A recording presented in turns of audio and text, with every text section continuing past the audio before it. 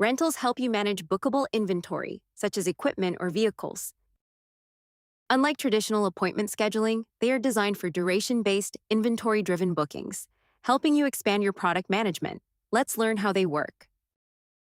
Whether you rent by the hour, day, week, or month, this new section gives you the flexibility to model your real-world business accurately in the CRM. Since listing works differently, their view is a bit different as well. It contains a breakdown of all bookings for your available listings, including an expandable view for variants. This tab helps you control the way listings are managed as a whole. This contains settings for bookings, the booking page, payments, and notifications. To help you effectively track your availability, you can create rental listings and manage customer bookings this way. Let's learn how.